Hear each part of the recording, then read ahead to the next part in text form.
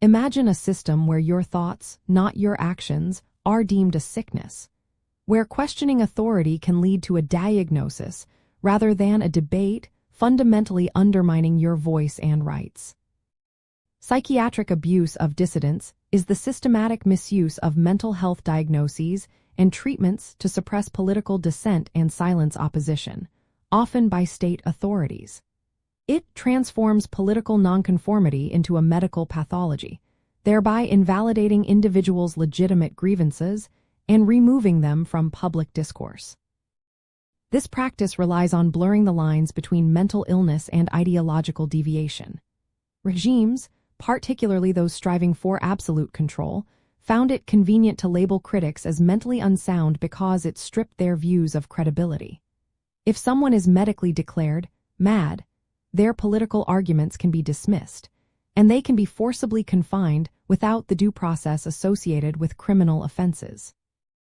The Soviet Union, for instance, extensively employed this, even developing diagnoses like sluggish schizophrenia, which supposedly manifested as anti-Soviet thoughts, reformism, or even philosophical pursuits. This allowed for indefinite detention in special psychiatric hospitals, which effectively functioned as punitive institutions. In practice, individuals deemed problematic would be subjected to compulsory psychiatric examinations, often by state-controlled medical commissions. These assessments would frequently result in fabricated diagnoses, leading to forced hospitalization, potent psychoactive drugs, and isolation from society. Their legal rights were often suspended, and their families might be pressured or shamed. The goal was to break the individual's will and deter others from speaking out, presenting a medical rather than a political problem to the public and international community.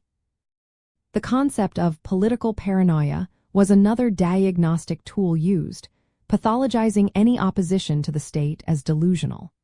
This approach allowed authorities to bypass legal and human rights safeguards, portraying political prisoners as patients requiring treatment rather than individuals with differing viewpoints.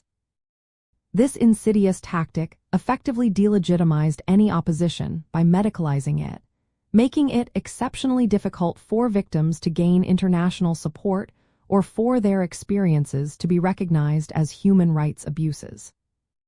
Ultimately, psychiatric abuse highlights the profound vulnerability of human rights when medical expertise is weaponized for political control. It serves as a stark reminder that the integrity of medical professions is crucial for upholding ethical standards and protecting individual freedoms from authoritarian encroachment.